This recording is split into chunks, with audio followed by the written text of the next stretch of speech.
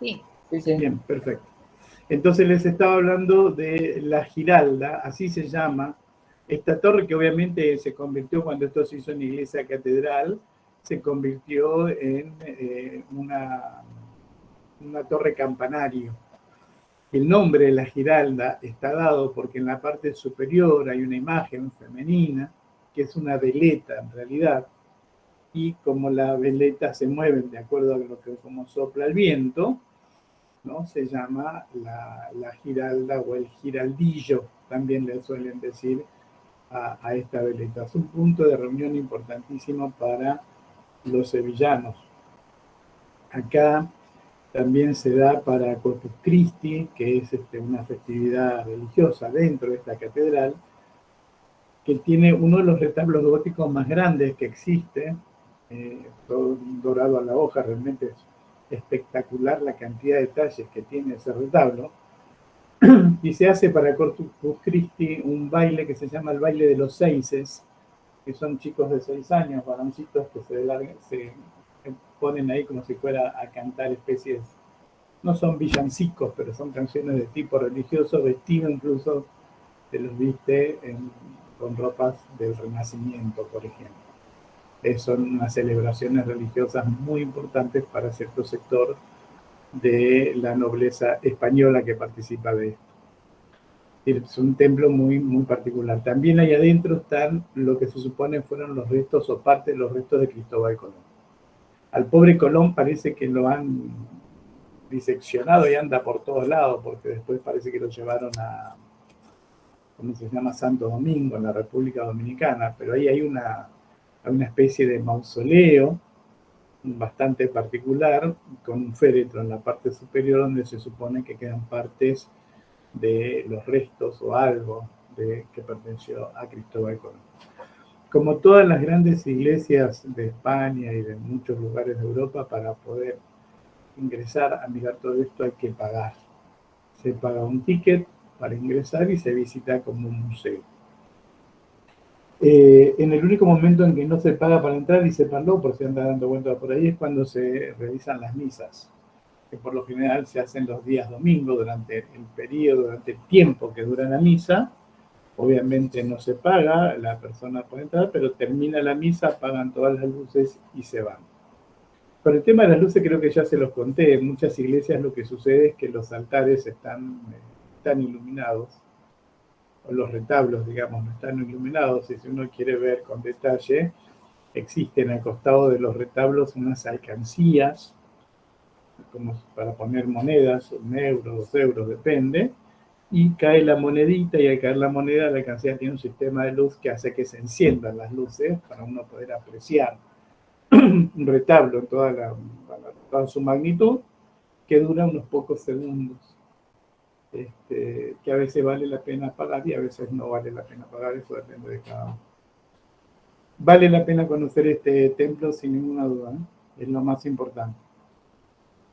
Y ahí al lado, fíjense, con el 3, con el número 3, este edificio que ustedes ven acá cuadrangular, es la antigua casa de tabacos, que está ahí nomás al lado de la catedral, ¿no? Y no es más ni menos que el antiguo Archivo de Indias. Un lugar importantísimo para nosotros, para los latinoamericanos en general, porque ahí es donde se guarda, es el archivo efectivo, donde se guarda toda la documentación que vinculaba a España con el continente americano. Es bastante interesante entrar. Cuando uno ingresa hay una parte que es como una especie de museo, ¿no? Donde se muestran algunas copias de planos de ciudades, por ejemplo, de documentos que son las cédulas reales de fundaciones de ciudades en América. Es decir, ese tipo de documentación está, además de toda la documentación contable. Muy interesante lugar. Hay como una especie de sala de consulta allí, y en el caso de los historiadores o gente que está haciendo alguna investigación importante, una elaboración de tesis o algo por el estilo, si necesitan ver un documento original para un trabajo de investigación universitaria, se puede llegar a tener contacto con ese documento previa cita, que hay que hablar hay que avisar con mucho tiempo, para poder llegar a un momento determinado y tener contacto con el documento. Eso se puede hacer. Realmente es un lugar bastante importante. Yo he visto acá un plano de la ciudad de Buenos Aires, una copia del plano de Juan de Garay, que todos seguramente conocen, que está exhibido en una de las salas que tiene un espacio, por supuesto, no es que se recorre todo el edificio, sino que en un sector hay una pequeña muestra como si fuera un museo. Cerca... Tengo una duda entonces. Sí. No se puede entrar como si fuera un museo, así No, como... no, porque es un lugar, es un edificio público. Hay que entrar con permiso y con No, autorización. para si vos querés tener algún documento o algo, sí, pero si querés pispear, hay una salita ahí donde podés entrar a chusmear un poquito. ¿Entendés? Sí, sí, gracias. Okay. No, no hay por qué. Detrás de la catedral propiamente dicha, del archivo de Indias, todo esto que ustedes ven acá, es el barrio de la Santa Cruz. Fíjense que acá dice barrio de la Santa Cruz. Y es el antiguo barrio de las juderías, era el lugar donde antiguamente estaban los judíos en este lugar. Es la parte por ahí más folclórica, más simpática que tiene Sevilla, porque son estas callecitas que ustedes ven, son toda la mayoría son callecitas peatonales, agatan, algunas de aquellas ingresan los automóviles en un solo sentido de circulación, son las construcciones típicas de paredes blancas, con patios con malbones y geranios, enrejados. Realmente es la parte más pintoresca que tiene, donde hay incluso algunos hoteles y hospedajes económicos en esta parte que merece la pena estar alojado allí. Hay también una serie de restaurantes y bares. Realmente está muy preparado. Salvando la distancia, vendría a ser una especie de San Telmo, si ustedes quieren, en la parte de Sevilla. Y este lugar de la Santa Cruz, ahí en este espacio, está con el número 2, lo que ustedes ven acá, que son los alcázares reales. Los alcázares reales, que como ya dijimos nosotros, porque están en otras ciudades, son edificios relacionados directamente con la monarquía, con los reyes. Algunos alcázares, como el de Segovia, por ejemplo, que vimos, son lugares que hoy se visitan como museos. Pero otros alcázares, como el de Sevilla, suele funcionar o suele utilizarse como residencia del rey. Es decir, si el rey va a Sevilla, por lo que fuera, por una cuestión política, por lo que fuera, se puede alojar en este lugar. Por esta razón, en el Alcázar Real de Sevilla se puede ingresar, se visitan sobre todo los jardines. Fíjense que toda esta parte de atrás, ¿no?, son los jardines, con una cantidad de fuentes, o sea, son jardines que están todos diagramados y armados como en a la vieja usanza islámica, por decirlo de alguna manera, con fuentes, con agua, el agua que corre, un olor a la humedad típica en una zona tan árida, realmente, y a los azahares y a los perfumes de las flores, realmente son jardines muy, muy lindos, muy bien cuidados, por supuesto. Se visitan los jardines y algún que otro salón que están abiertos eventualmente para la visita de estudiantes. Gerardo, ¿puedo decir algo que nada que ver? Sí. Ahí se filmó Game of Thrones, ¿sabías? No, en los alcázares reales de Sevilla no sabía. Sí, sí, sí, sí. Hacia el reino del rey Joffrey. Bueno, buen dato. Un día voy a animarme a ver esa serie. O sea, sería King's Landing, ¿no? No me acuerdo, pero es cuando están afuera, se ven los jardines, digamos. Es lo más bonito que tiene, ¿eh? El edificio es lindo, pero bueno, por ahí las partes más importantes no están pegadas al público. Pero es lindo, es un lindo lugar para recorrer. Dentro de esta zona, además de disfrutar el barrio, el otro espacio interesante para recorrer es este que ustedes ven acá, todo este espacio verde, que es el Parque de María Luisa. Este es un área verde, ¿no? Es el pulmón que tiene ahí Sevilla. Frente al Parque de María Luisa está este espacio que ustedes ven acá, que se llama Plaza España. Plaza España es un lugar que se armó expresamente para una exposición internacional que hubo en Sevilla en el año 1929. lo que se hizo es este tipo de construcción en semicírculo o en hemiciclo, como ustedes ven acá, con una fuente en el medio, con todos estos edificios que ustedes ven acá en los dibujitos que representan un poco la típica arquitectura española o hispana, y en los distintos lugares, en los distintos locales, podríamos decir, o stands que eran en la época, en realidad ahí exhibieron sus productos y bueno, su industria y todo lo que tenían las distintas regiones españolas. Muy lindo paseo porque acá hay mucho trabajo en toda esta zona del sur. Es muy importante el trabajo artístico que se hace en las mayólicas y en los azulejos pintados. Es decir, el típico azulejo andaluz, ¿no? Contando historias o formando dibujos, se ve y se ve en la Plaza España, pero sin ningún tipo de inconveniente en este lugar que les estoy diciendo. Hoy, este sitio, al igual que pasa con la Cartuja, es un lugar que hay edificios que se utilizan para exposiciones temporarias y hay otros edificios que pertenecen a la administración gubernamental, son oficinas públicas. El parque es un parque como todos los parques que ustedes puedan llegar a imaginar y ver y conocer, con la diferencia en que muchas de las calles que tienen alrededor del parque, allá siguen utilizando los mateos, que son unos carruajes, unas calesas, unos carruajes sí, tirados por caballos, donde la gente sale a dar vueltas y a recorrer la ciudad a la vera del río. Realmente un paseo bastante bonito, muy romántico el paseo. Perdón, profe, que interrumpa. Había dicho que alrededor de la fuente, los edificios que eran construcciones. Sí, de arquitectura hispana, mozárabe, hay mucha cosa mozárabe acá, ¿sabes? Ladrillo visto y mucha mayólica. La mayólica, en realidad, conocen todo mayólica, ¿no? ¿Saben todo qué es una mayólica o no? Sí. Ni idea, profe. Ni idea.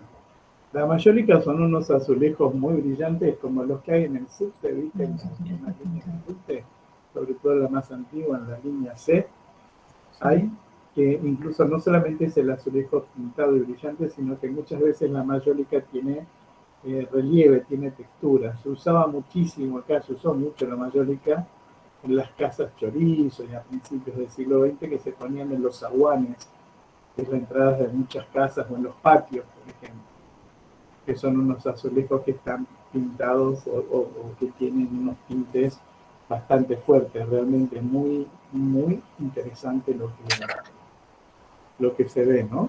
Entonces, eso, con todo ese tipo de arte, está ornamentada en la Plaza España. Muy colorido, por decirlo de alguna manera. En esos paseos que se hacen en carruaje por la ciudad y por la vera del río, que acá dice el paseo de las Delicias, el paseo Cristóbal Colón, se ven dos cosas que son interesantes. Una es esto que ven acá, fíjense, que es una torre. Esta torre se llama Torre del Oro, de oro de metal, ¿no? Torre de oro o Torre del Oro. Del otro lado, acá, había, ya no está más como ustedes pueden apreciar, había otra torre exactamente igual a esta, del otro lado del río, llamada Torre de la Plata. Los nombres estaban dados porque tenían una cobertura exterior, mayólicas de color dorado, esta de oro, y mayólicas de color plateado, la Torre de la Plata. Estas torres están a la vera del río porque eran las que sostenían unas cadenas que se cruzaban en el río para evitar la navegación río arriba. Yo hace un ratito les decía que Guadalquivir es un río navegable, entonces para evitar que pasaran los barcos, como una medida de seguridad, entre ambas torres se ponían esas cadenas. Bueno, con el paso del tiempo, obviamente, la Torre de la Plata desapareció, se quedó abajo. Esta quedó. En un momento es un edificio tomado por la Armada Española, por eso acá funciona, en esta torre, un museo naval. La torre es simpática verla desde afuera, a menos que a alguien le guste mucho el tema de los barcos y la navegación. No sé si vale la pena ingresar como al museo, ¿no? La otra cosa que se visita a la vera del río Guadalquivir es esto que ustedes ven acá con el número 9, que es la Plaza de Toros de la Maestranza. La Plaza de Toros de la Maestranza. Es tal vez una de las plazas de toros y de corridas de toros más importantes que tiene toda España. Saben que el tema de todas las corridas de toreros o toda la movida taurina que hay en España son muy conservadores, muy tradicionalistas, y más allá de lo duro que pueda resultar, de esto ya hablamos cuando hablamos de Perú, me acuerdo, el sacrificio que se hace de estos bichos, de los pobres toritos, ellos celebran muchísimo. Torear, para que un torero se presente en la maestranza de Sevilla, tienes como una gran consagración. Es como jugar en primera cada vez que se hace eso.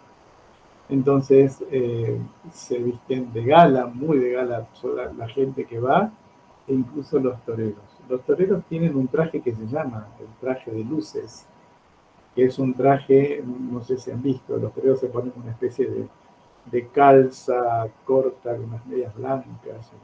Esas calzas suelen estar muy bordadas con hilos dorados, hilos plateados, algunos tienen alguna pedrería, tanto en el pantalón como en la chaqueta que utilizan, por eso se llama traje de luces, para un mayor lucimiento cuando están en el toreo. Por eso fíjense que acá al lado de la maestranza hay un museo taurino para ver sobre todo la figura de grandes toreros que son muy conocidos en el mundo taurino, tanto español como mexicano, pero bueno, los toreros se los conoce, así como si fueran grandes artistas.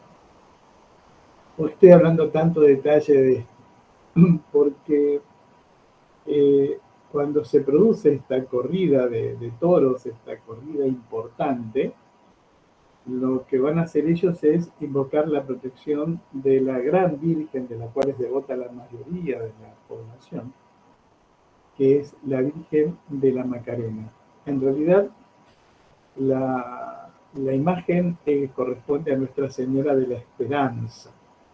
Les quiero mostrar, porque fíjense acá,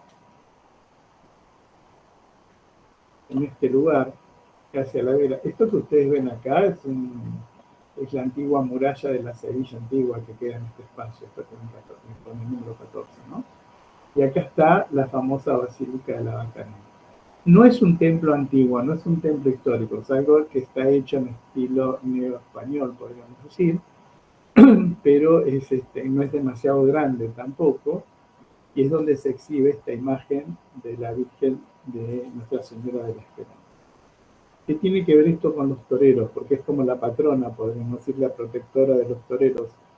Entonces el día de consagración, el día de la corrida más importante que realiza uno de los toreros, ellos son promesantes y entregan, si todo sale bien, entregan su traje de luces a la Virgen, a la cofradía, a los cofrades ahí de la Macarena, como una especie de ofrenda de gratitud, como si fuera una especie de exvoto, y la gente que trabaja en la iglesia lo que hace es desarmar todos esos trajes, recuperar los hilos de oro, los hilos de plata, la pedrería, y con eso hacen los distintos mantos que se le pueden poner en la imagen, porque la imagen es una imagen de vestir, le hacen los distintos mantos de gran tamaño, unas cosas bordados a mano, realmente una cosa increíble lo que se puede ver ahí, para después, cuando se producen las procesiones que les contaba antes, sale la imagen con esos mantos todos bordados a partir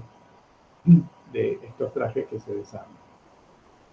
Vale la pena ver la iglesia, vale la pena ver el lugar, y tienen un pequeño museo ahí de la Macarena, que es donde muestran en líneas una de las capas y algunos objetos de carácter religioso son destacados, hay custodias, sobre todo el ropaje de la imagen, por ahí lo más interesante de ver desde el punto de vista del trabajo artístico. Me parece que eso, Sevilla es una ciudad muy linda para recorrerla, cada uno de los rincones es una cosa increíble. La calle principal de la ciudad es la calle de Sierpes, esta que está acá, fíjense, que es la que va en el centro y termina en la catedral, o ahí al costado de la catedral, y pasa por el ayuntamiento. Esta es la avenida principal, podríamos decir, de la ciudad, dentro del área central. Merece recorrerse toda la ciudad. Hay distintos rinconcitos, lugar que se pueden quedar 2 noches, 3 noches, sin ningún tipo de problema. Son muy festeros, aparte de los ambientes. Son muy de estar de noche y salir de etapa.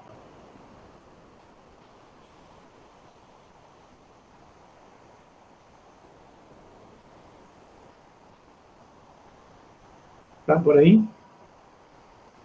Estamos. ¿No se fueron todavía?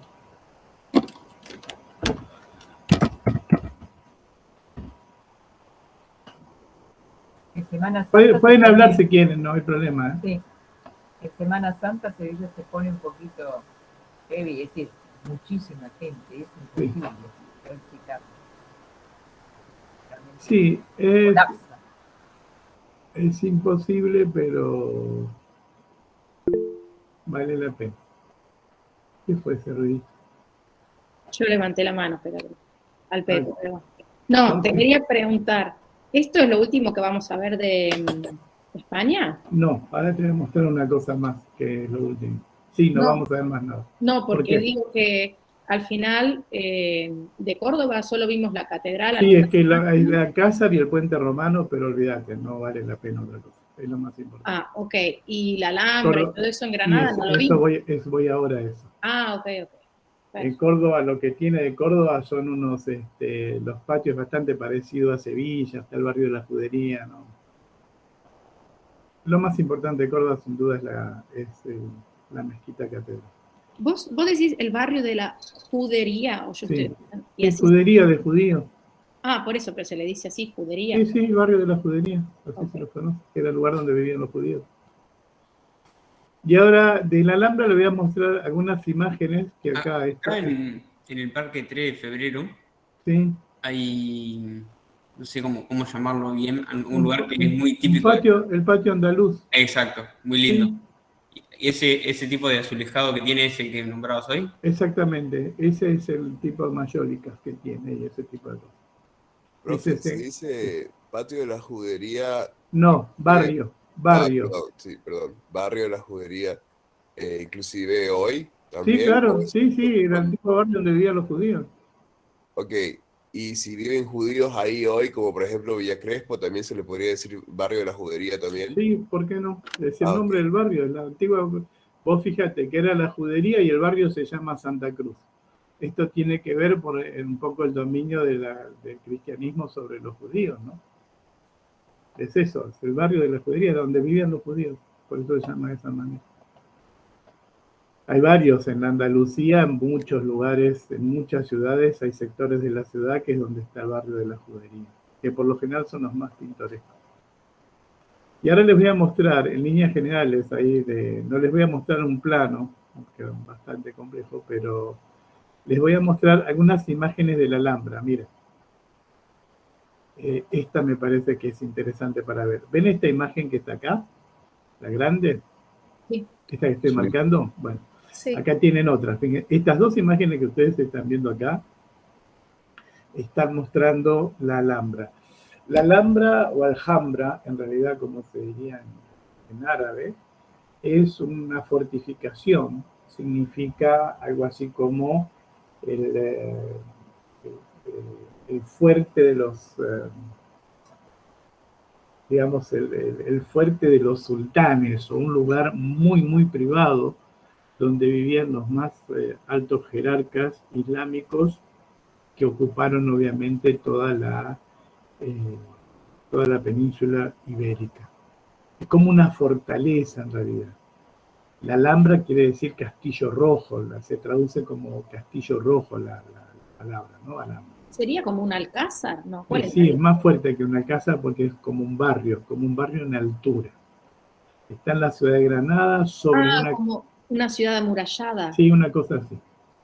De hecho, que tiene algunas entradas. Fíjense ustedes en esta imagen que está acá, cómo se ve la fortaleza. ¿Ven las murallas al costado?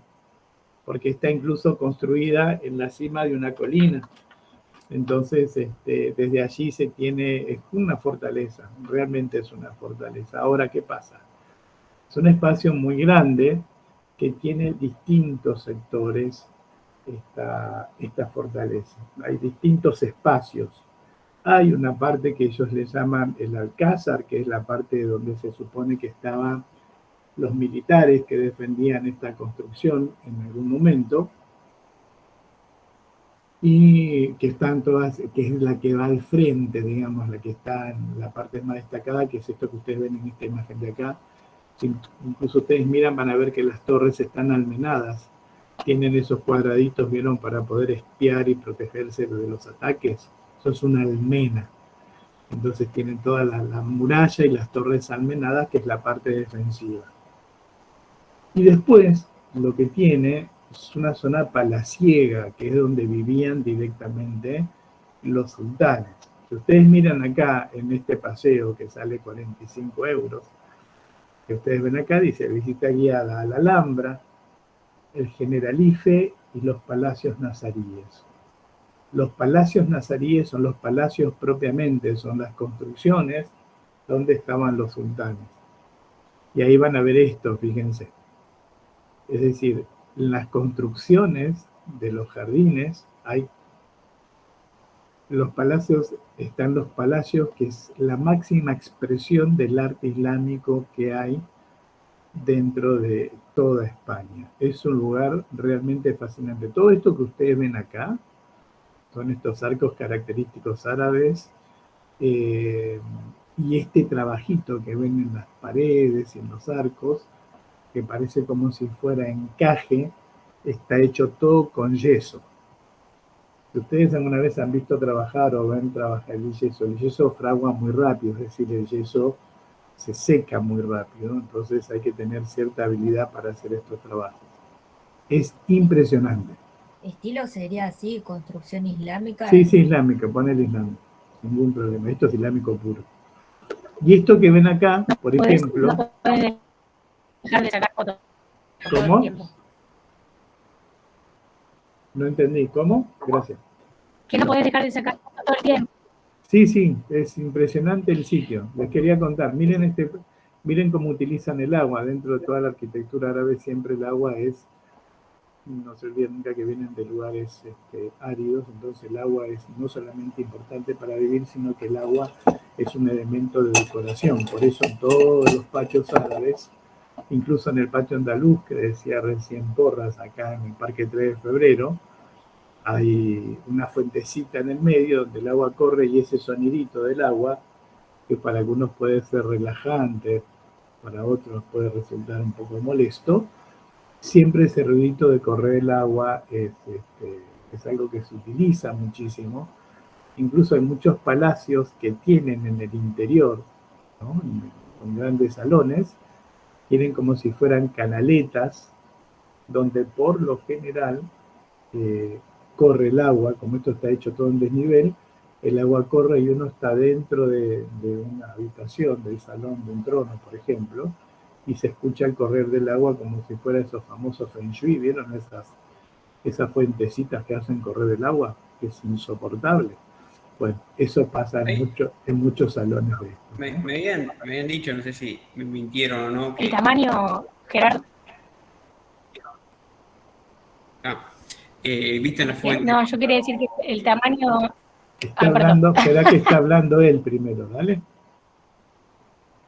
¿Viste cuando sale ese chorro y que decís que es un ruido molesto? Que se usaba cuando se hacían reuniones alrededor de esa fuente para irse al otro lado y charlar, que ese ruido de caída rompía, no te escuchaban del otro lado. O sea, claro. Es algún secreto. Sí, señor, porque se murmura mucho. En estos palacios se escucha mucho, todo muy bien. ¿Y sabés también para qué se usaban? Para refrescar los ambientes. Piensen que acá no hay aire acondicionado, entonces el hecho de que haya humedad un poquito lo que hacía era refrescar los ambientes, que también se usaba para eso. Es decir, tiene la función del adorno y tiene la función de refrescar y de tapar ruidos molestos. Es un espacio muy grande. Para entrar a los palacios nazaríes, hoy la entrada está condicionada. Hay que sacar unos tickets con mucho tiempo. Se puede entrar a la Alhambra y recorrer todos los espacios, pero lo más lindo son los palacios, y para entrar ahí hay una cierta cantidad de personas por día que ingresan para evitar el impacto, ¿no?, dentro del lugar. Y eso se reserva con tiempo, ténganlo en cuenta por si en algún momento van. Todo es de una gran belleza, pero además de toda esa gran belleza que hay ahí adentro, hay un espacio que se llama el Generalife, que es esto que ustedes ven acá.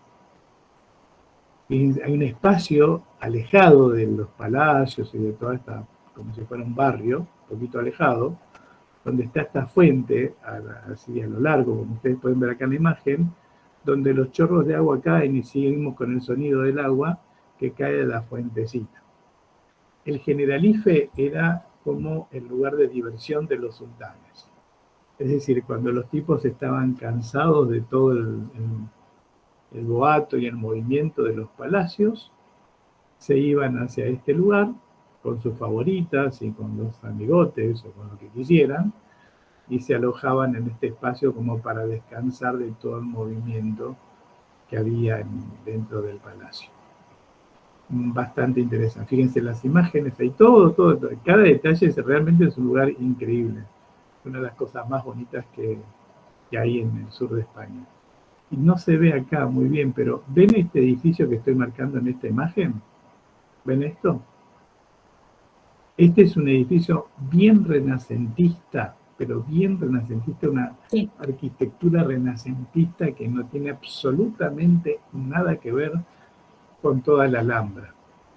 Y este edificio fue mandado a construir por Carlos V, porque cuando Carlos V conoció este lugar y vio la belleza que era, no pudo soportar que los árabes hayan hecho una cosa tan linda.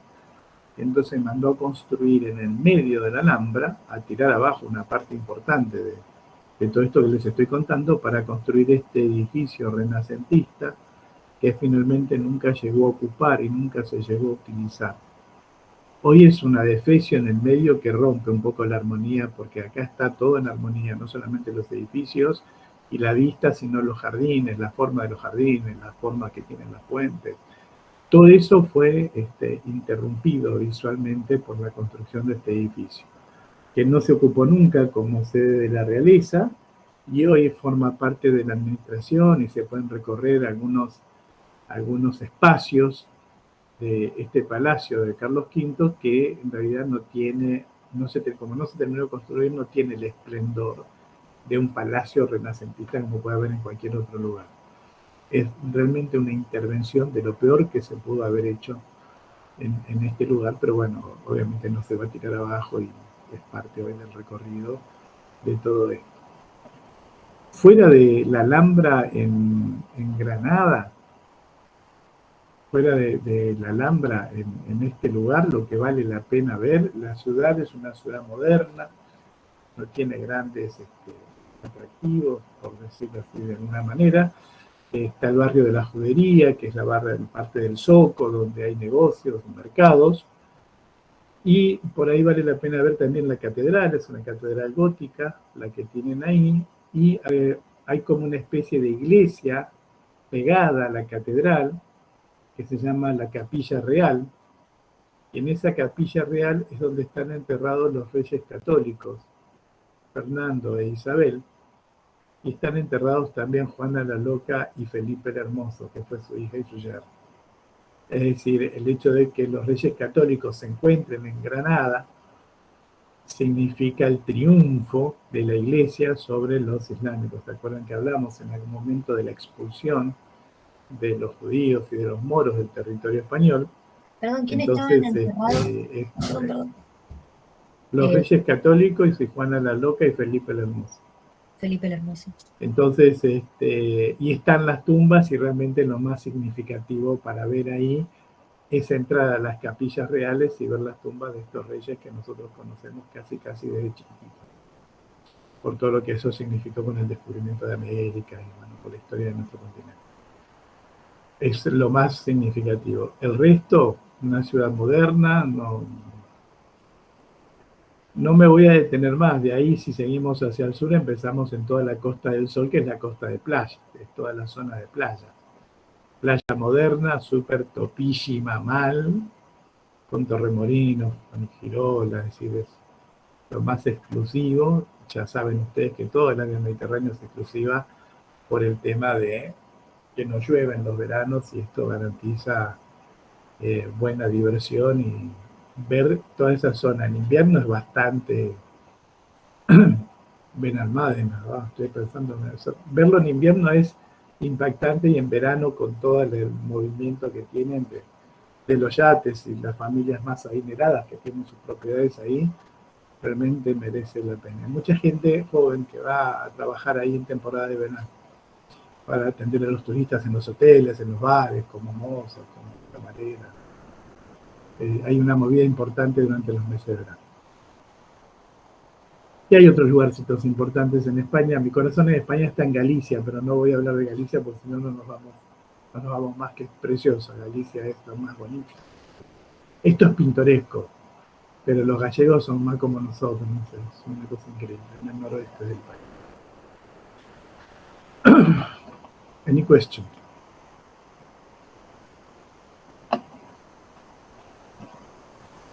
Me hiciste acordar, vos sabés que ahí cuando se entra a la Capilla Real se tiene que hacer como una escalinata en el Sí, sótano, claro. porque son Sí. suelo, los restos. Como vos decías, a mí me impactó tanto que bajé 2 veces. Bajé una vez y después volví a hacer la cola porque no lo podía creer. Y además, como vos decís, están los cajones, también están los... Porque Juana la Loca es la única que sobrevivió, pero ellos tuvieron muchos hijos, así que no son los 4 únicos cajoncitos que hay, sino que también están la de todos los varones que tuvieron y que se murieron a muy temprana edad. Y eso te impacta bastante también. Así que si me hiciste acordar, es muy impactante. Sí, lo es. Sin ninguna duda lo es. Y para los que, bueno, por ahí conocemos o tenemos presente la historia del descubrimiento de América, en toda esa mano que estoy contando, es un sitio obligado. Pero fuera de esto que les estoy diciendo, hay un barrio también ahí en Granada que es bastante simpático, que es el Albaicín, es el barrio de los gitanos, como para que tengan otro dato. El barrio de los gitanos, ese es un barrio heavy. Ese es un barrio donde uno no se puede meter, si no voy a caminar por el Albaicín. Ahí, sin embargo, es un sitio muy utilizado para los turistas, porque allí hay muchos cantejondos, muchos lugares de flamenco y de joda, pero no sé si conocen Señor Tango acá en Barracas. Vieron que el espectáculo va, la gente llega, se mete al lugar, sale, se mete al transporte y sale. Bueno, con el Albaicín pasa lo mismo. Hay un par de lugares donde se puede llegar a visitar sin ningún problema, ir a comer y a ver un espectáculo, pero se hacen de esta manera. La gente es llevada, ingresan, miran y se mandan a mudar. Así nomás. No es un lugar para ir a andar paseando ni sacando fotitos. Bien heavy, está a un costado ahí de la Alhambra. Gerardo, ¿por qué siempre los... Ay, se me fue el nombre. Los gitanos. Eso, ¿por qué siempre los gitanos fueron segregados? Porque no tienen patria. Son un grupo, los gitanos no tienen una nación, ¿sabes? Es un grupo nómade. Todos los gitanos que andan por el mundo tienen una cultura, tienen una lengua, tienen sus creencias, la mayoría pueden llegar a ser católicos inclusive, pero tienen una organización tribal, no respetan por lo general, ya no adhieren a las leyes de los países donde se ubican, y a veces son combatidos por eso. Y bueno, una sociedad o un grupo humano bastante machista, es decir, tienen una forma de una organización social interna muy particular, ¿sabes? Siempre viven en clanes. Si vos conoces acá, por ejemplo, en Villa del Parque, en algunos lugares de Devotos hay mucha comunidad gitana, y vos vas a ver que son casas grandes donde viven todos juntos, donde hay un patriarca dentro de la comunidad gitana que es el que gobierna y decide y arme de sangre. Pero Sí, no se aleja de muchas otras comunidades que también son así, solamente que sí tienen nación. Sí, Claro. O sea, el problema sería que son nómades y que no tienen nación. No tienen un territorio, no son un país. Es una nación que anda como desparramada por el mundo entero. Y bueno, tienen algunas, es decir, siguen pactando casamientos de hijos con hijos para unir familias, tienen un par de cositas bastante particulares. Un casamiento gitano dura 7 días. Y una de las características es que a la novia gitana se la deja en un lugar para que camine por un lugar determinado. Y el novio gitano tiene que salir a encontrarla, porque si la encuentra es para ella, el día del casamiento. Tienen un montón de costumbres, unas cosas así muy, muy particulares. Por eso viven, la mayoría de los gitanos que están fuera de las plantas urbanas viven en carpas colectivas. Y si no viven en carpas, porque como que los que viven acá en Buenos Aires son casas muy grandes, donde viven todos juntos. Si querés ver algo interesante referido a esto que te estoy diciendo, mirá una serie que se llama Suburra. Pero mirá la serie, no la película. Una serie mortal italiana, donde uno de los protagonistas de la serie, que merece la pena verse, vean en orden, son 2 temporadas. ¿La que dice Sangre sobre Roma? Sí. 3 temporadas. Bueno, mirá la primera. Empezá por ahí. Uno de los protagonistas pertenece a una familia gitana y ahí muestra un poco cómo viven en comunidad, cómo se manejan, quién manda, quién no manda. Es decir, son un grupo humano bastante particular. En mi pueblo siempre llegaban comunidades de gitanos con autos, vendiendo autos y fanáticos.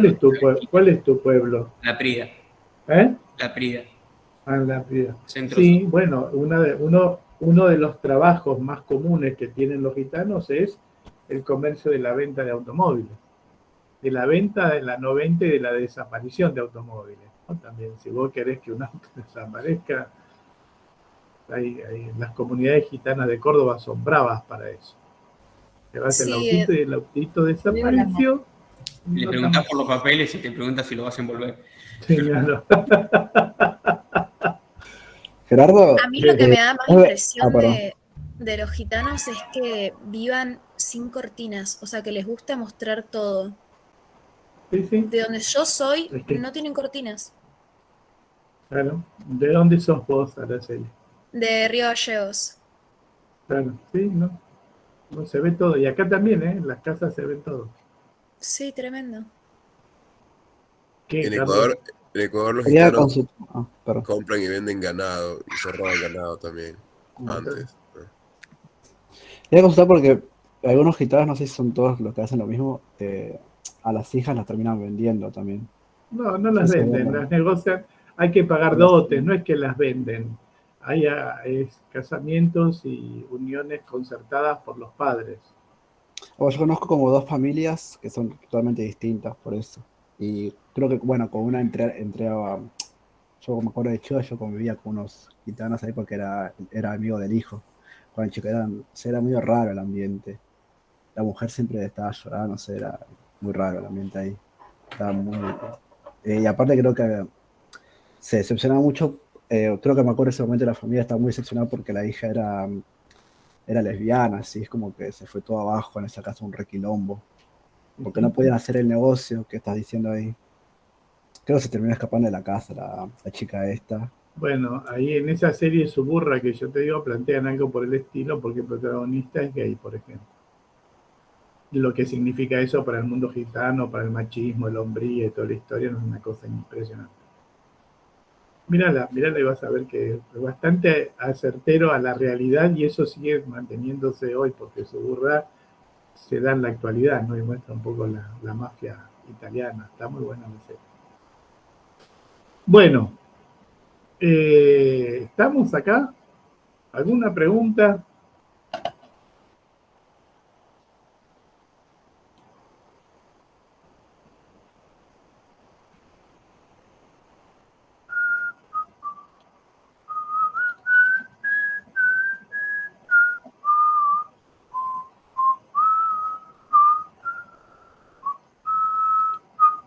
¿Ven ahí?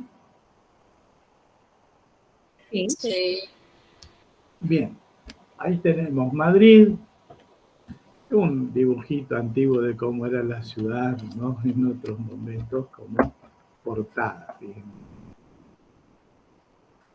Acá está la Plaza Mayor, que en algún momento charlamos, toda la parte porticada, las puertas como una especie de recoba en la planta baja, una plaza cerrada que ven que se puede ingresar, es donde se hacen todas las fiestas. Vale, les quiero mostrar fotos, ustedes quieren y si no, no muestro nada, como ustedes quieran, vamos a Italia. Sí, sí, sí. Sí, fotos. Queremos ver fotos. ¿Les parece? Bueno, les muestro ahí un poco. Foto.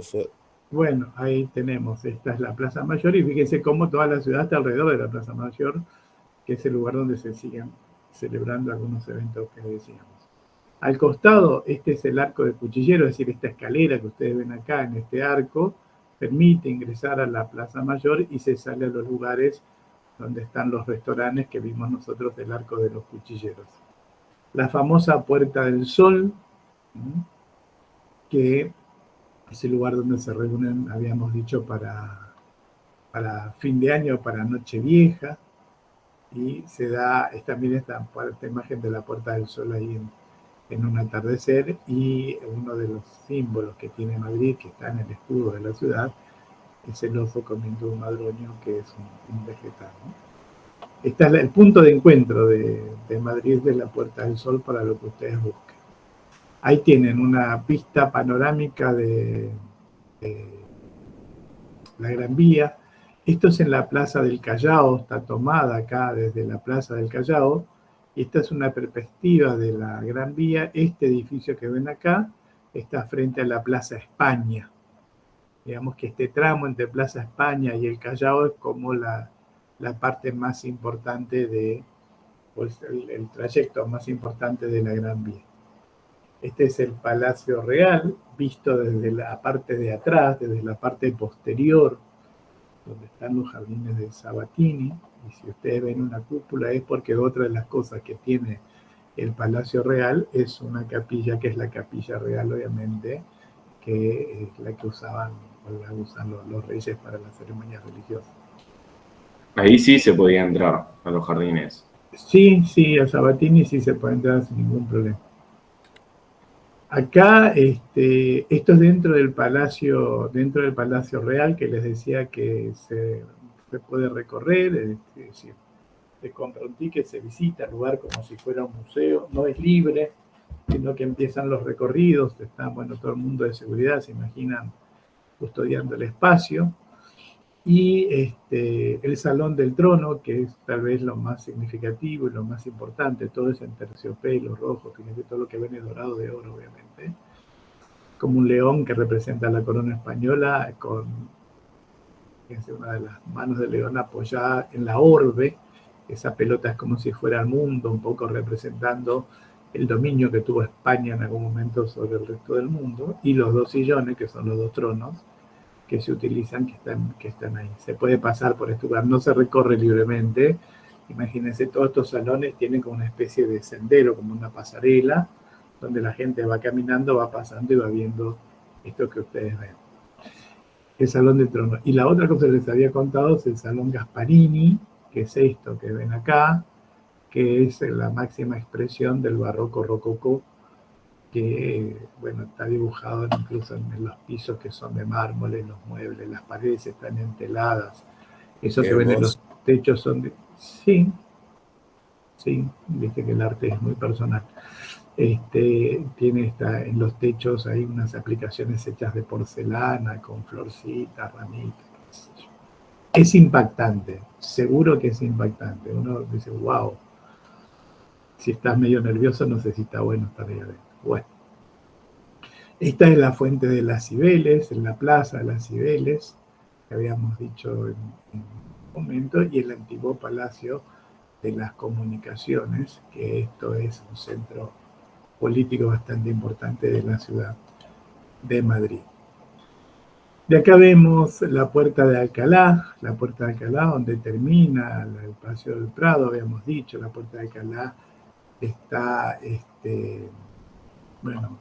edificada en honor a Carlos III, y es la entrada a Parque del Retiro. Nosotros los vimos en el planito en una parte, que es la parte del Retiro, y donde nace la calle de Serrano, que es la calle más elegante que tiene la ciudad, que habíamos visto, que va hacia la parte moderna, no hacia la parte tan antigua. Fíjense, acá está, ven la puerta de Alcalá y la entrada principal al Parque Retiro, que es todo esto que ustedes ven acá, con la gran fuente que hay, un estanque que hay en el centro, donde están, ahí se puede andar en botecitos. ¿Ven? Ahí están los botecitos y en la escultura que recuerda a uno de los reyes de España.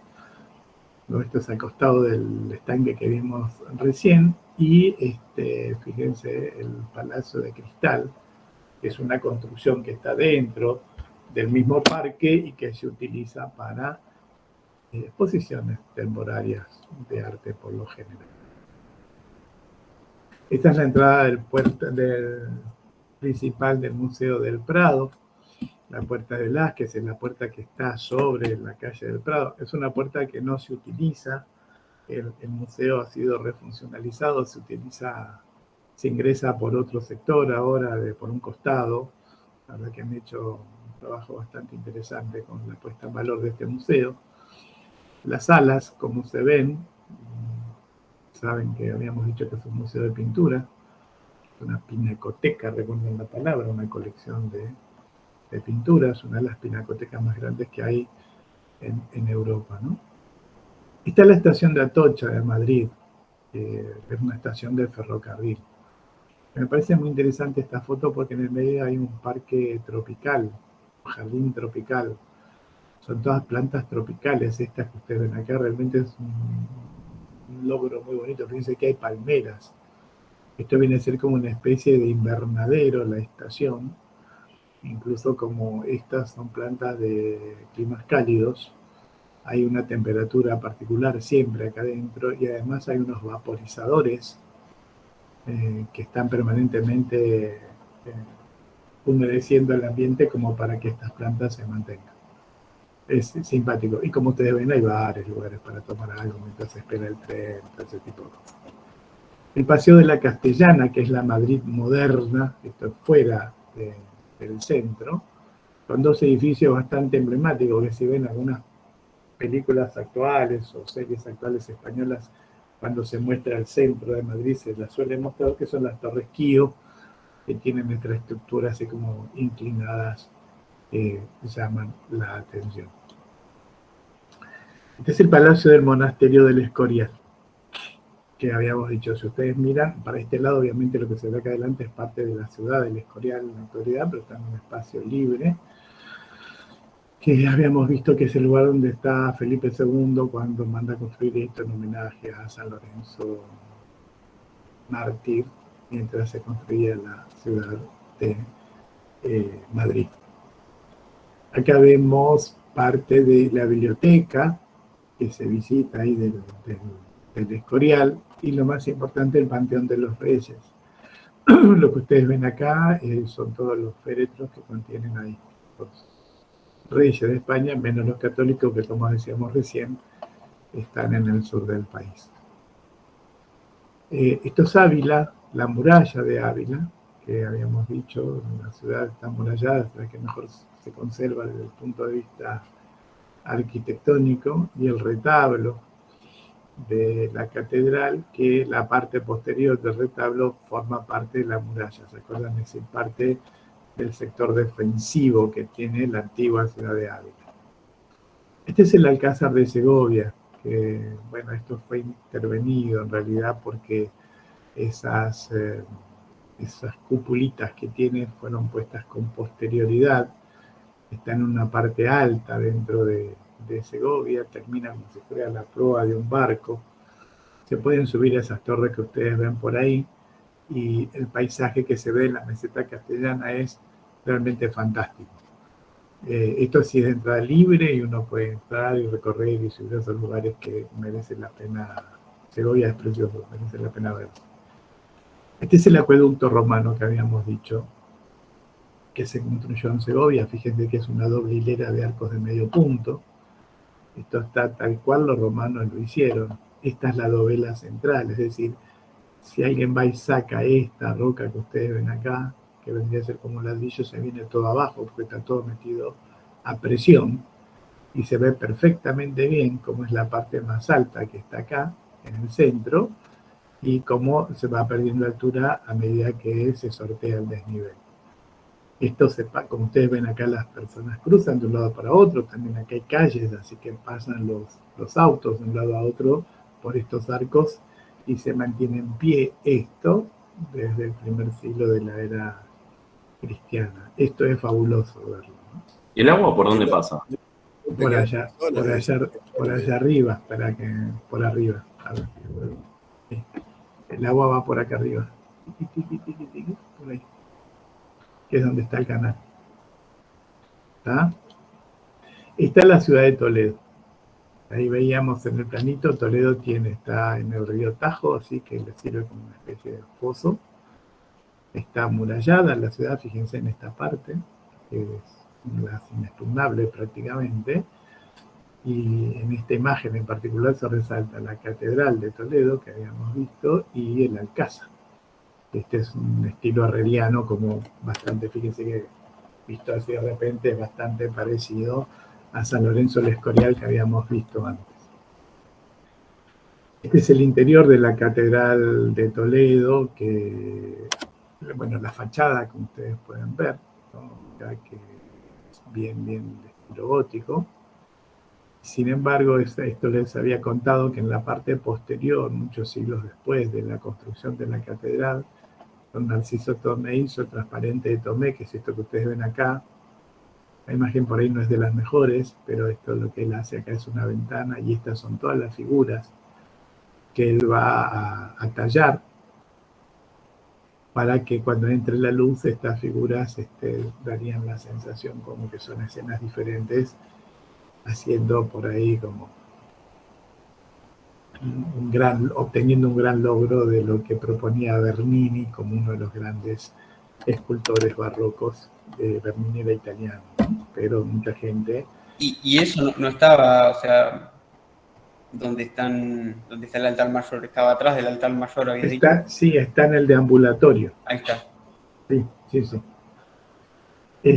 Esta es ahí en Toledo, la casa Museo del Greco, que les contaba que es una casa trucha, que no es realmente la de Greco, pero bueno, está ambientada como eran las casas en el momento, en el siglo XVI, cuando él trabaja en este lugar y vive en este lugar. Y esta pintura que le habíamos visto, que es el entierro del conde de Orgaz, que fue el que financió la iglesia de Santo Tomé.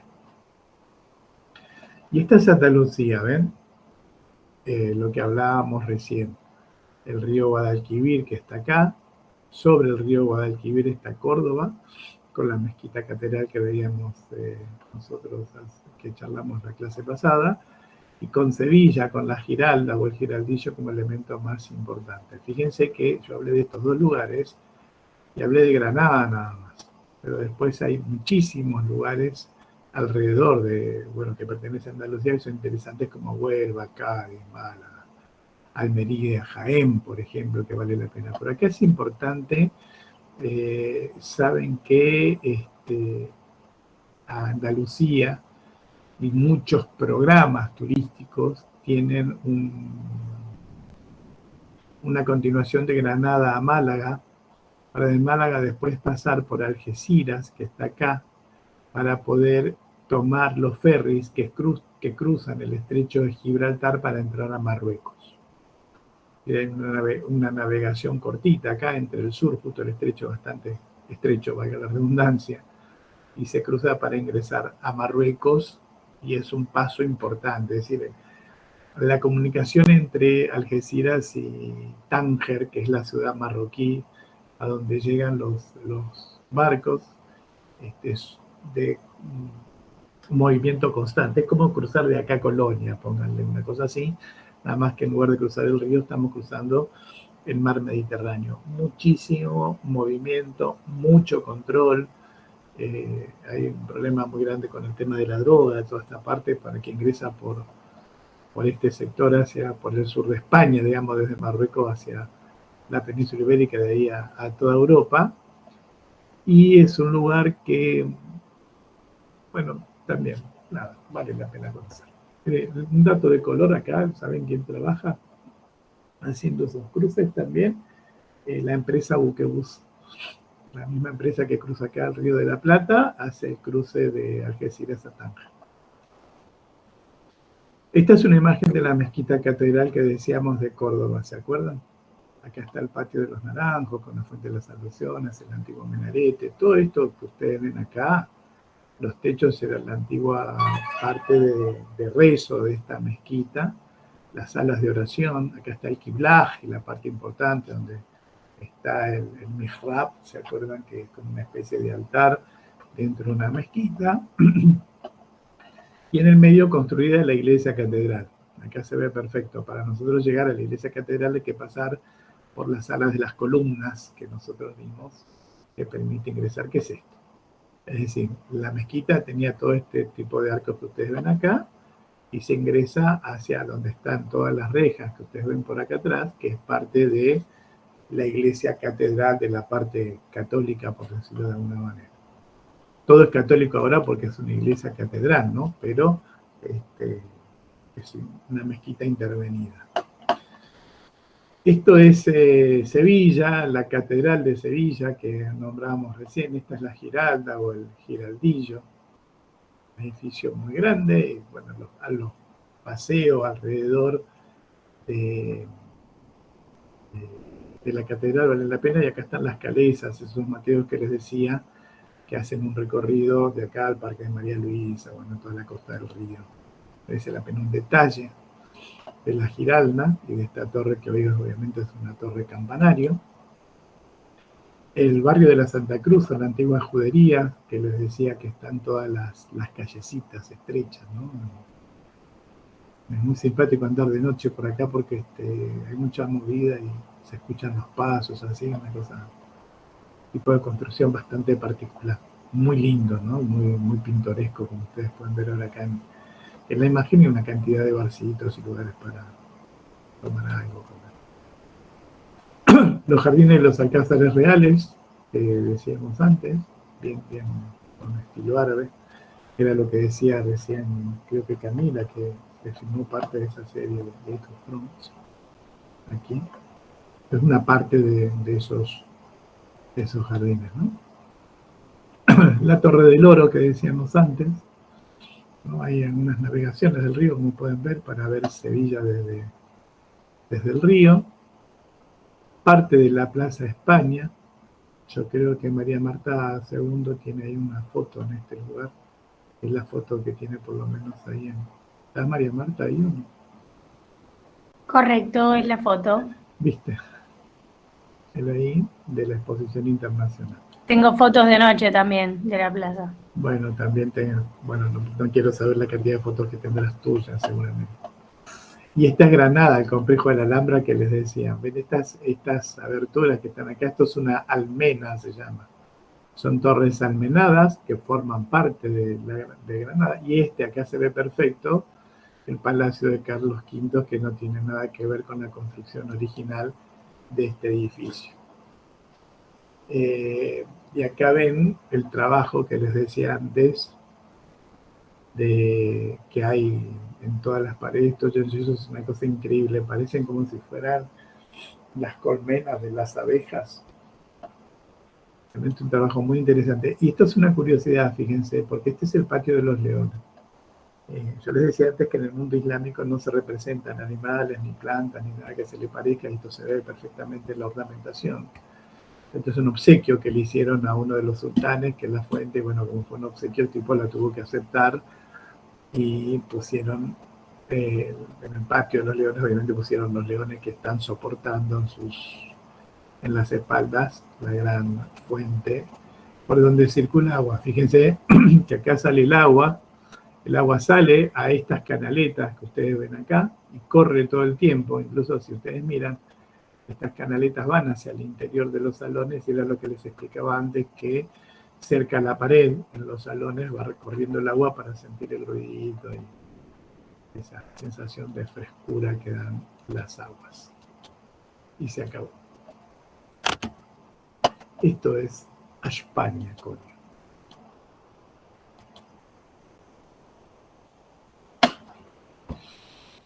¿Listo?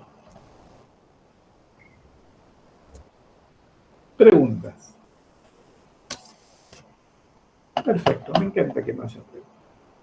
Vamos a entrar en... Yo tengo una, pero bueno. Sí. ¿Qué? Pregunta lo que quieras. Lo puedo googlear, pero bueno, para si ya estás acá. Carlos V, cuando hizo construir el edificio renacentista, sí. ¿De qué año estamos hablando más o menos? Del siglo XVI. Siglo XVI, siglo XVII. No, esto no les quiero mostrar, esto no les quiero mostrar. Espérenme que les quiero mostrar. ¿Qué pasó? Y entonces España, Madrid, Segovia, Toledo, Andalucía, Córdoba, Sevilla y Granada. Y Barcelona. Barcelona. ¿De acuerdo? De acuerdo.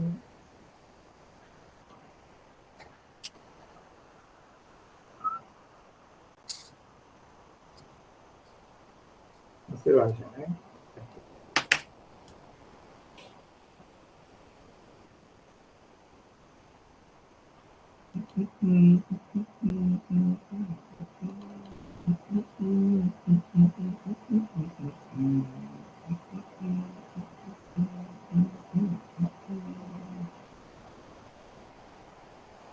Esto.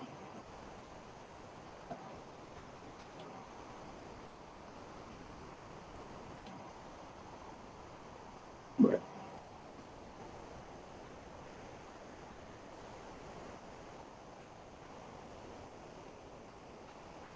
Bien. ¿Ven el mapa de Italia? No. ¿No lo están viendo? Yo no sé. Estoy presentando, ¿no? Se ve el escudito. Se ve el escudo de la Suiza y dice Gerardo Villa en presentación, pero no hay nada. Vamos a dejar de presentar. Gerardo, otra preguntita. Sí, querido. Estoy muy hincho. ¿Viste cuando vos nos contás todo? ¿No podrías poner ahí las fotos? Así yo asocio, porque después noto como que de si se acuerdan que vimos y por ahí en el momento después no me lo acuerdo y estaría bueno verlo como al mismo tiempo. Bueno, perfecto. Entonces vamos a hacer al revés. Voy a ir mostrando las fotos y voy a ir contando. ¿Qué les parece? Claro, como para, porque después me encuentro... ¿Están todos de acuerdo? ¿Están todos de acuerdo con eso? Sí, estaba pensando en que mientras mostrabas el mapa, cambiabas y decías, mira, esto es. Y ahí como, ¿Ven ahí o no? Ahora sí. Perfecto. Sí. Bueno, lo que están viendo ahí es el mapa de la bella Italia. ¿Qué país Italia? Acá pasa lo mismo. Italia es linda toda, completa. Es lo más grande que debe tener toda Europa. Es una maravilla de país. El tema es que no podemos mirar todo el país porque tampoco nos vamos a llegar a ver nada y es complicado. Tenemos que elegir algunas cositas.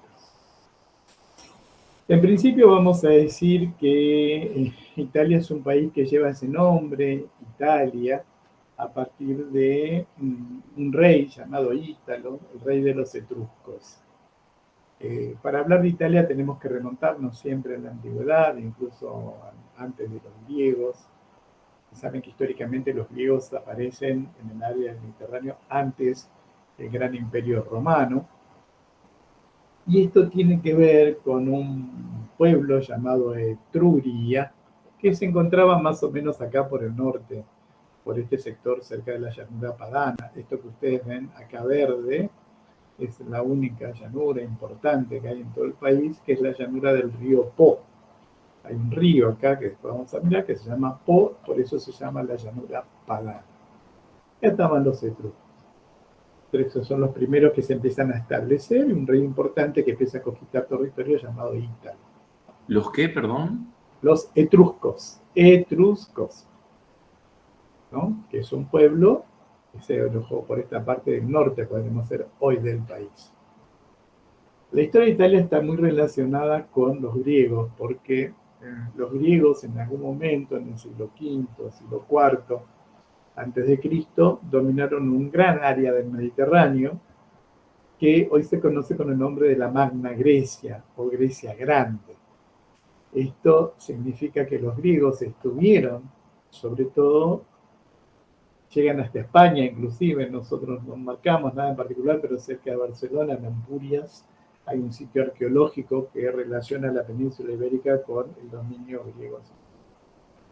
El otro espacio que tiene que ver con los griegos es el sur de Italia, toda la parte de la península, que esto que ven acá, e incluso en la isla de Sicilia, que es la isla que ustedes ven acá, que también hay patrimonio griego auténtico en este lugar.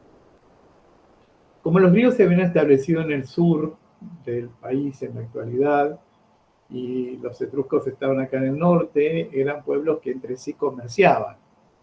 Entonces muchas veces ese comercio se hacía por tierra, siguiendo la línea de costa, acá, ¿no? La costa del mar Tirreno, del mar de Liguria, por este lado, y esto hizo que tuvieran que buscar un punto intermedio para lograr ese, por decir de alguna manera, un punto de descanso, como si fuera un parador dentro de este recorrido. Y ese parador termina siendo en la actualidad la ciudad de Roma. Es decir, ustedes saben que Roma, actual capital del país, no es un lugar que haya sido fundado expresamente como ciudad, sino que tiene un origen así espontáneo a partir de ser utilizado por los pueblos que en la antigüedad comerciaban en este sitio. ¿Y Rómulo y Remo? Claro, es una fundación mitológica, digamos, ¿no? Es una cosa yo le quiero a ellos.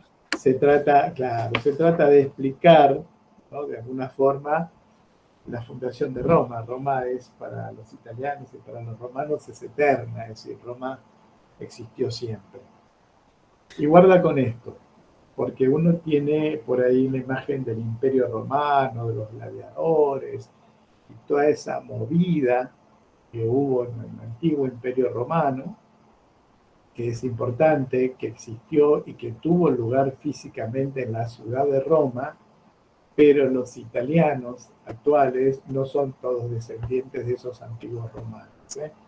Es decir, el gran Imperio Romano es algo que aconteció, que sucedió en la Italia actual, pero la Italia actual no tiene absolutamente, si bien es cierto que esto pasó ahí, no son descendientes todos los italianos de esos antiguos romanos. No les gusta mucho tampoco esto. ¿Y qué pasó entonces? Y se fueron dispersando, entraron otros pueblos, por ejemplo, en Italia del Norte, o si pudiéramos decir que algún contacto hay con esos antiguos descendientes, son los verdaderos latinos, que son los italianos que se encuentran en el centro y sur del país, por este lado. Todos creo que tienen presente a Diego Armando Maradona, ¿verdad? Diego Armando Maradona es el prototipo, digamos, somático de la cultura latina. Ese es el tano bajito, morocho, de piel trigueña, de ojos oscuros. Esos son los que están en el centro-sur del país. Ahora, los del norte del país son eslavos, es decir, son pueblos que ingresaron desde el norte, pueblos germánicos eslavos. Los italianos del sur tienen un aspecto físico diferente, son más bien medio rubiones, de ojos claros, altos. ¿Sí?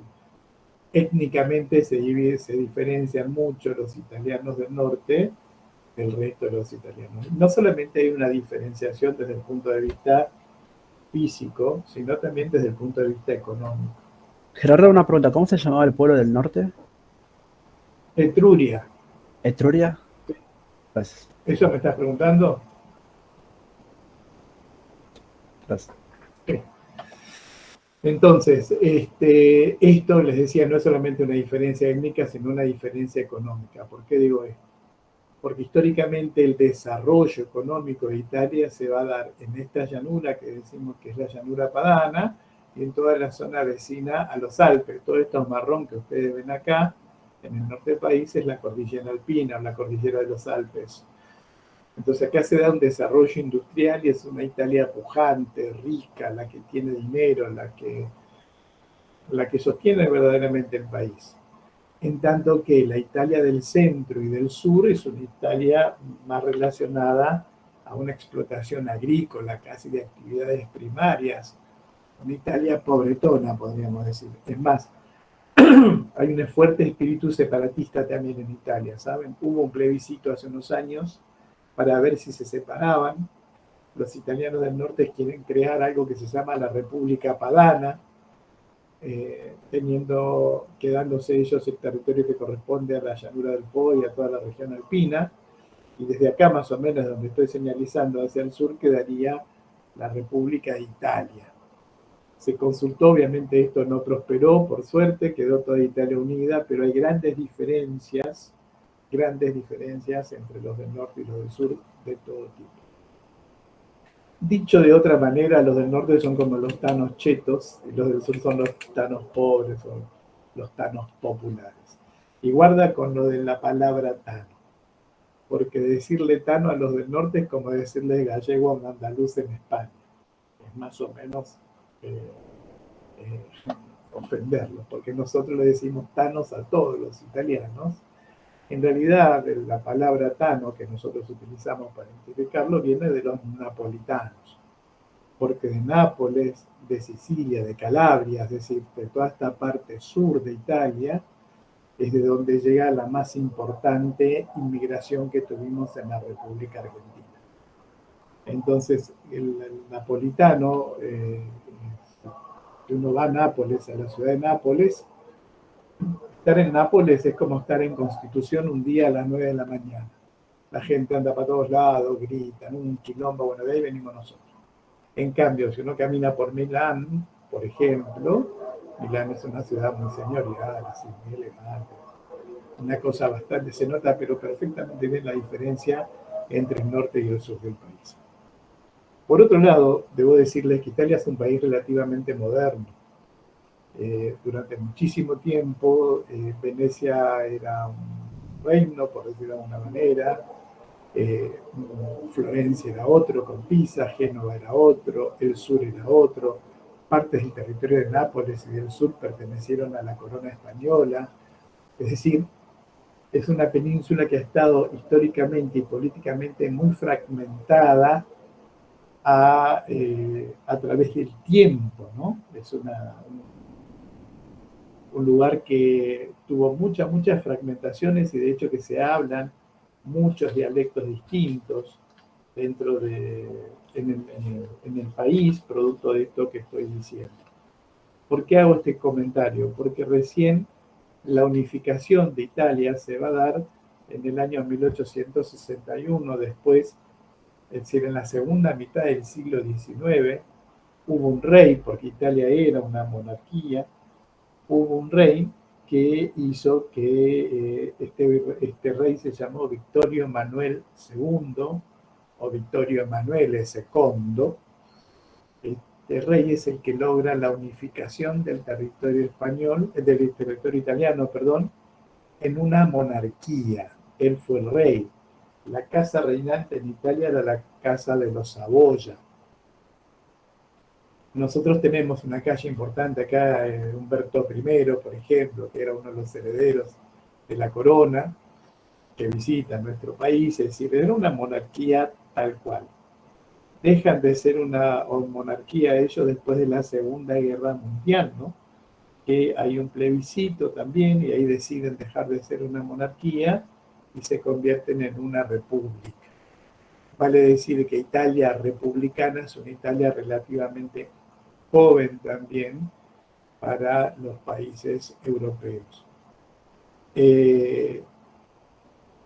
Esto es un poco la recontra resumida la historia del país.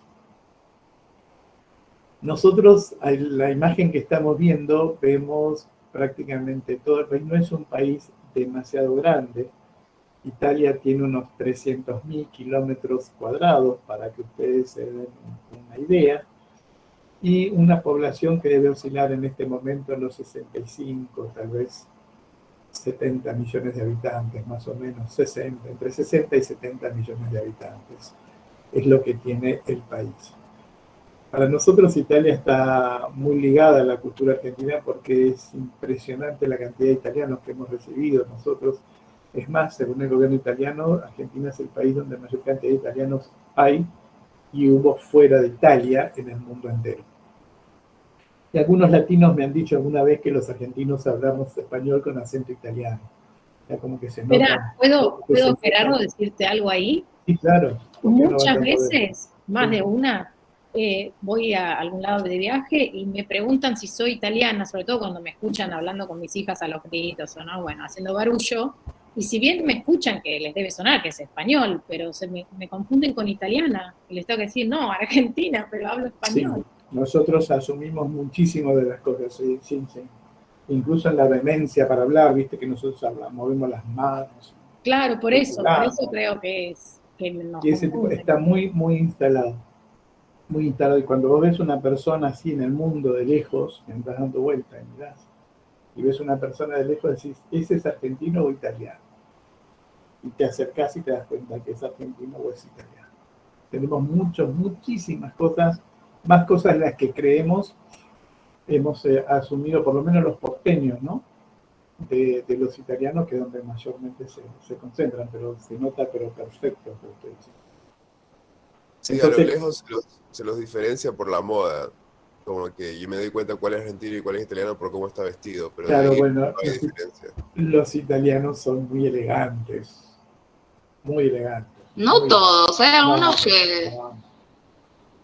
En líneas generales, sí, por supuesto, como en todos lados, pero es obvio. Es un pueblo elegante. Vos los ves vestidos, ¿no? En la calle. No vamos a entrar en eso. Pero son muy elegantes. Entonces, les decía, el país está dividido, se lo puede dividir en distintos sectores. Este espacio que ustedes ven marrón, les decía antes, corresponde a los Alpes, y esto verde que ven acá es la llanura padana, y digamos que la llanura padana, con toda la parte alpina, esto que estoy señalando acá en el mapa, esto corresponde a una Italia que ellos llaman Italia continental. Es decir, la Italia, el continente propiamente dicha, o la Italia alpina inclusive. De las dos cosas, ¿no? Los Alpes, el sector de los Alpes que le corresponde a Italia, y la llanura padana. Al sur de esta llanura, todo esto que ustedes ven acá es la península propiamente dicha, que es la Italia peninsular, que es la península que tiene todo esto que ustedes ven marroncito acá en el medio, es un cordón montañoso que se llama Apeninos. Tanto los Alpes como los Apeninos son formaciones de carácter terciárico del plegamiento andino-alpino. Entonces, esta Italia itálica, peninsular, digamos, es lo que ustedes ven acá, que es la bota propiamente dicha. Y después tenemos, por otro lado, la Italia insular, hay una gran cantidad de islas cerca de la costa peninsular, y dos islas muy grandes que pertenecen a Italia, una de ellas recién la nombré, que es la isla de Sicilia, al sur del país, y la isla de Cerdeña. Esperen un minuto, por favor.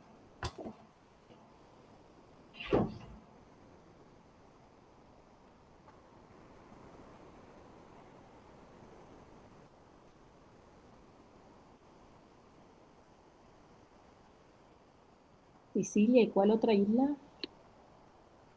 Cerdeña, ¿no? Sí, Cerdeña, Sicilia y Cerdeña. Gracias, Ale.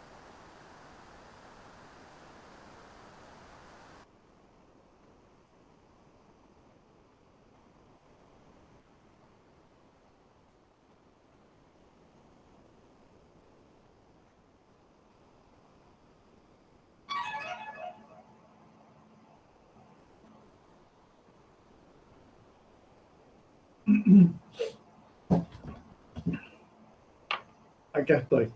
Les decía que son las islas de Sicilia y de Cerdeña, esta isla grande. Guarda con esto, porque acá en el mar Mediterráneo hay dos islas grandes.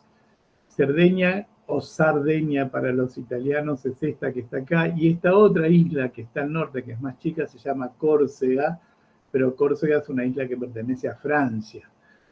Es una isla francesa. Entonces tenemos Cerdeña y Sicilia como las dos grandes islas que pertenecen a Italia, y una gran cantidad de islas menores, como Capri, por ejemplo, como Elba, como las Islas Lipari, es decir, son un montón de islas pequeñitas que están por acá, próximas a la costa, que forman parte de la Italia insular. Dije antes que la capital del país es Roma, y pasa algo curioso dentro de todo este territorio, porque hay dos microestados que están contenidos, podríamos decir, en el territorio italiano. Esos dos microestados son el Estado del Vaticano, que está dentro de la ciudad de Roma. Para que ustedes se den una idea, el Vaticano es como si fuera un barrio de la ciudad de Roma, que no es un barrio porque no tiene absolutamente nada que ver con Italia, es una ciudad-estado, es decir, es totalmente independiente y no tiene absolutamente nada que ver con el gobierno italiano, a pesar de que todo el mundo habla italiano, de que todo el mundo maneja el euro como moneda y toda la historia. Pero es un estado teocrático donde obviamente la máxima autoridad es el Papa. Eso está allí en la ciudad de Roma. Y después en el nordeste del país, acá, fíjense, entre los Apeninos y la llanura padana, hay un estado que es San Marino, que también es totalmente independiente, un microestado, un estado muy pequeñito que pasa exactamente lo mismo que con el Vaticano. San Marino es independiente, tiene sus propias autoridades, pero también se habla italiano y se manejan los euros como moneda. Es la única curiosidad que hay en todo este territorio, y esto obedece obviamente a cuestiones que tienen que ver con la historia misma de la ocupación del espacio de esta península itálica. Toda Italia es lindísima, tanto el norte como el sur. Es un país que se merece, lleva mucho tiempo conocerlo, ¿sabes? Todos los circuitos que hay que incluyen Italia, los circuitos internacionales, suelen incluir 4 ciudades que son las más importantes. Roma, sin duda, se entra o se sale por Roma. Como ciudad importante también Milán, que está en el norte, que es una ciudad fantástica. Y como las 2 ciudades pintorescas del país, se visitan Florencia, que es la cuna del Renacimiento, y la ciudad de Venecia, que tiene la particularidad de estar construida en el medio de una laguna, que es tal vez uno de los lugares ahí por ahí más llamativos en cuanto al emplazamiento que tiene la ciudad de Venecia, ¿no? Eso es, todas las ciudades, todos los programas por lo general incluyen estas ciudades. Esto no significa que no haya otros lugares importantes en el resto del país. La isla de Sicilia, por ejemplo, es espectacular, hay unos lugares increíbles. La historia de Sicilia es apasionante. Pero ¿no era de ahí el padrino en la película? Sí, claro. Emilia, está toda la mafia. Y hablan todo raro. Uno sabe escuchar hablar los sicilianos, hablar en siciliano, los escuchás y es un viaje al padrino, es increíble, ¿eh? A ellos hablar el dialecto, ¿no? Porque es un dialecto que se siente hecho de allí, así, no sé, una cosa increíble, es impresionante. Y los escuchás y te da eso. Perdón, sí que. El abuelo de mi novia es de Sicilia y habla español, pero con el acento siciliano, y yo digo, ya está. Te da cosita, ¿no? Te da cosita, sí. Sí, da cosita. Y así hablan ellos, vos los escuchás y decís, chao, acá en cualquier momento sacan un chumbo, sacan un cuchillo y chao, a otra cosa mariposa, pero da cosita. El cambio, ustedes no van a escuchar ninguno de estos acentos en el norte de Italia, ¿no? Pues hablan el italiano más puro, el italiano. Cualquiera que estudie italiano acá estudia el italiano del Dante, o sea, el italiano elegante, el italiano culto, por decirlo de alguna manera. Es más, en algunos pueblos hay gente que entiende más o menos el italiano culto, ¿no? Hablan dialectos nada más. Bueno, me parece que hasta acá estamos con la presentación de Italia, como para no extendernos demasiado. ¿Alguna pregunta, pueblo? Yo quería saber el nombre del rey que usted dijo que Ítalo. Italia llevaba el nombre. Ítalo. Ítano, ok. No, Ítalo. Con Helio. De ahí viene Italia.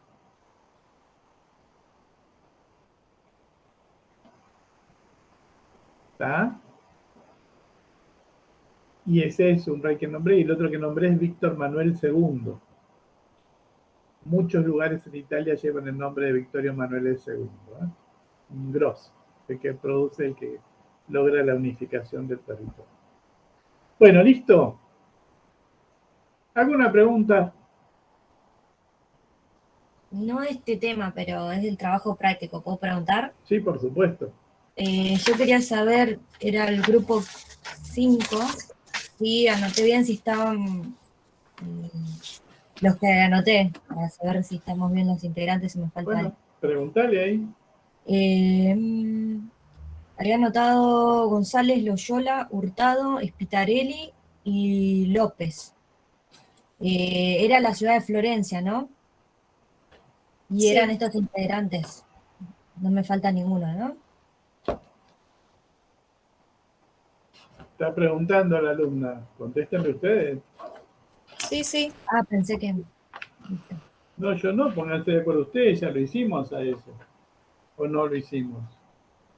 Sí, pero quería corroborar si estaban todos. Esperame un segundo y te digo, esperame un segundito. Gracias, profe, perdón.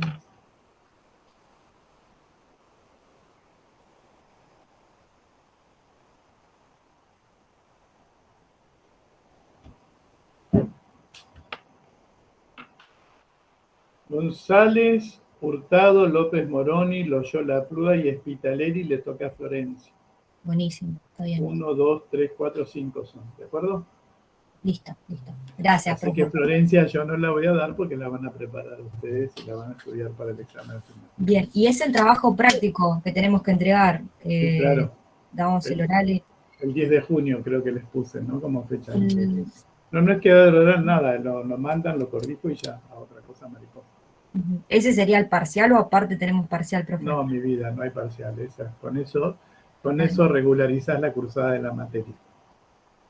Ah, ¿y la exposición oral? No. No hay exposición oral tampoco.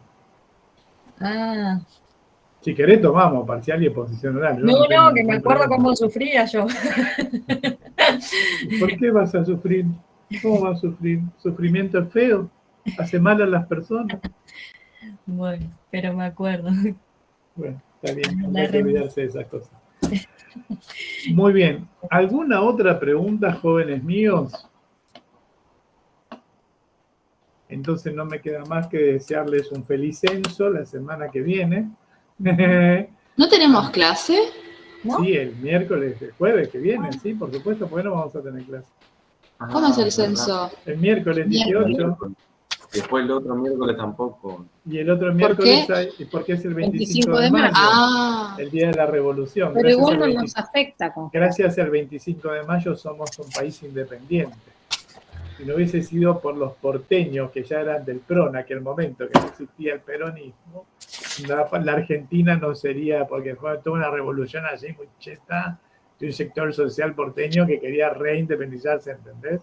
Recontra liberales inmundos, ¿entendés?